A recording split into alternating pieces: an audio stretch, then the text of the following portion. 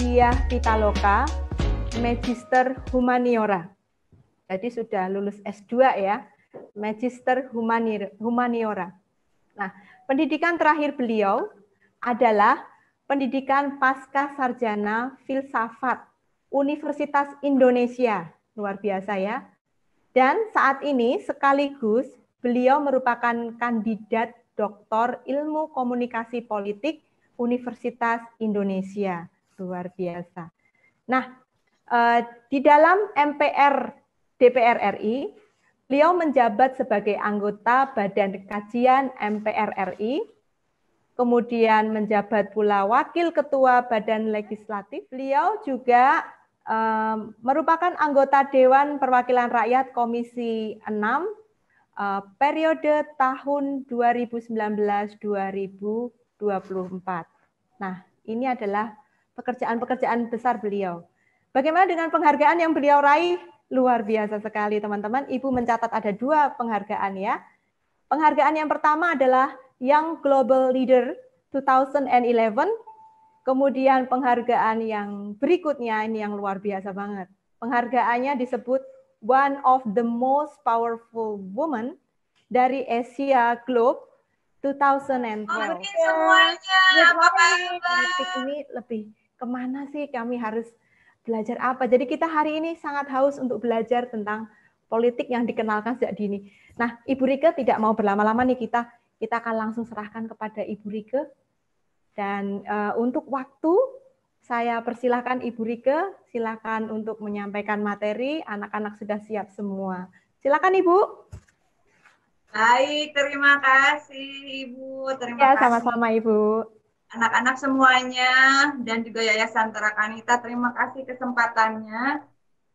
Seringkali kita berpikir bahwa, aduh ngapain sih politik itu apa sih? Kita nggak ngerti.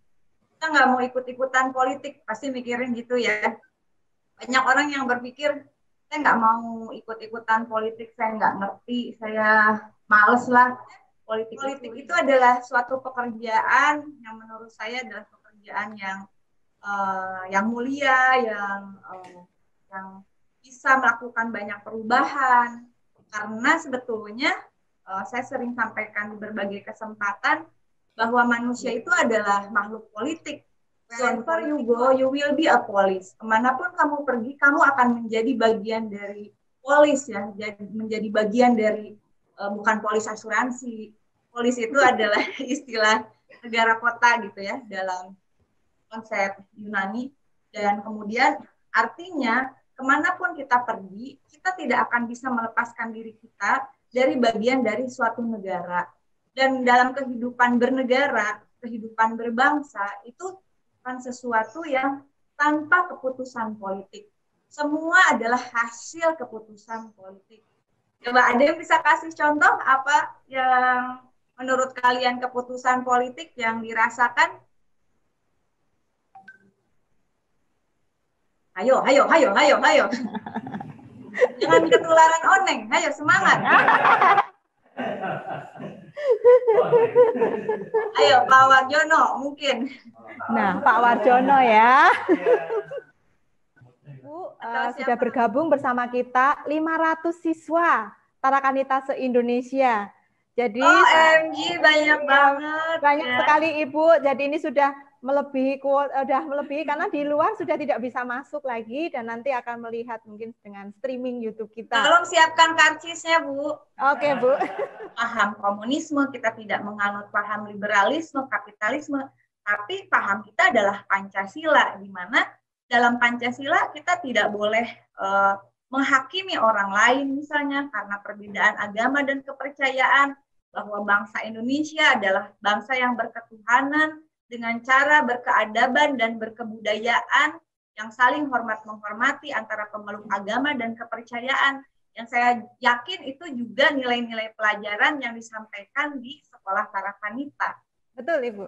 Baik, maaf Ibu Rika, ini masih antri pertanyaannya ternyata banyak banget nih, Bu. Oh gitu ya, nanti iya, buka Ibu. Kelas lagi. Iya, kayaknya. Iya, baik Ibu, boleh ya saya lanjutkan ke penanya berikutnya. Ini siswa sudah siap ya. Ini yang paling jauh Bu dari Sumatera Selatan, dari Lahat. Juan Carlos Melkis. Halo Juan. Juan. Halo. Iya, Juan Ya. boleh bertanya kepada Ibu Rike, silakan Nak. Iya, terima kasih Bu Esli. Iya, sama-sama. Pagi Bu Rike. Pagi Juan, apa kabar di Lahat? Luar biasa.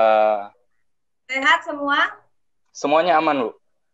Puji Tuhan aman. Ya, Ibu saya mau bertanya Bu. Generasi muda Indonesia ini kan sudah banyak yang tertarik ke arah politik Bu.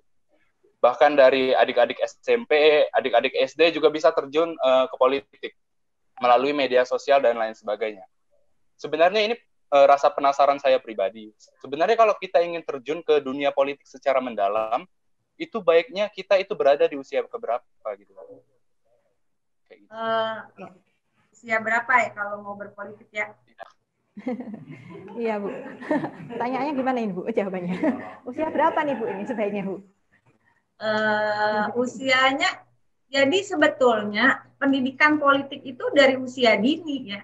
Kalau saya sampaikan tadi bahwa Pancasila itu adalah keputusan politik, saya akan terus mengulang ini karena saya khawatir orang melihat politik itu sebagai pertempuran yang tidak menghargai adanya keberagaman, tidak menghargai adanya perbedaan pendapat, yang itu jelas tidak diamanatkan oleh Pancasila sebagai pedoman politik kita sebetulnya.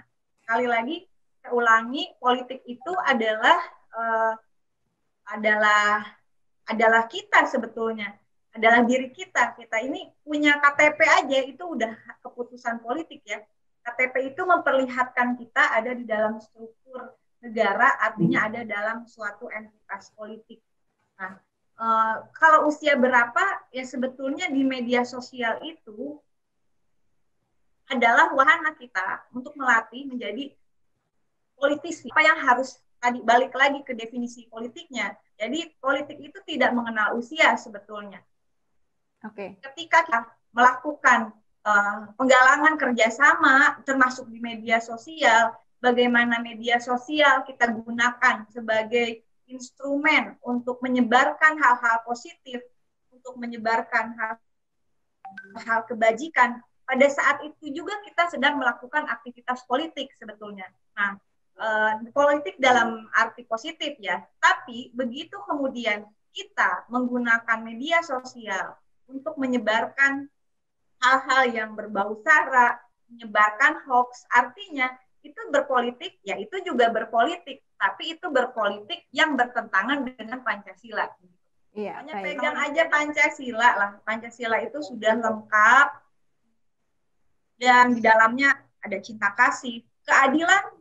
Kalau kita bicara keadilan, jangan lupa keadilan tidak mungkin terlepas dari cinta kasih. Keadilan dan cinta kasih harus menjadi dua sisi dalam mata uang yang sama. Kalau kita hanya memperjuangkan keadilan tanpa ada cinta kasih, maka bisa dipastikan keadilan itu hanya akan menjadi sesuatu yang kaku, bahkan menjadi sesuatu yang kejam atas nama keadilan. Tapi kalau ada cinta kasih di dalamnya, ada empati di dalamnya, maka keadilan yang dimaksud adalah keadilan yang kemudian membimbing kita untuk memiliki kehidupan yang lebih baik bagi semua orang. Agama. Pancasila bukan agama, Pancasila adalah alat perjuangan bagi kita semua. Itu tadi, untuk mencapai tujuan politik, mencapai kebahagiaan bersama, mencapai kesejahteraan bersama, kemajuan bersama. Dalam berorganisasi artinya yang kita perjuangkan adalah bagaimana anggota organisasi itu maju bersama, bukan hanya organisasinya yang hanya maju saja, tetapi bagaimana organisasi itu bisa kontribusi pada kepentingan bersama. Jangan lupa kalau mau berpolitik, pegang Pancasila, dan memang itu harus selalu kita pegang, kita jalankan nilai-nilai Pancasila, berpegang terutama jangan sampai kita terjebak pada pandangan sempit agama menjadi sesuatu yang membawa kegelapan, perpecahan yang berbeda dengan nilai Pancasila, bahwa bangsa Indonesia adalah bangsa yang berketuhanan dengan cara berkeadaban, berkebudayaan, dengan saling hormat menghormati antara pemeluk agama. Itu menjadi hal yang sangat amat krusial. Kalau tidak dalam berpolitik, saya kira sekali lagi, jadikanlah politik jalan untuk mengabadikan diri kita, memberikan pengabdian demi kepentingan orang. Saya terima kasih untuk kesempatannya. Saya kirim salam untuk guru di sekolah masing-masing, untuk keluarga, untuk orang tua, untuk teman-teman. Mari kita terus suarakan gotong royong. Tidak ada yang tidak mungkin tidak terselesaikan.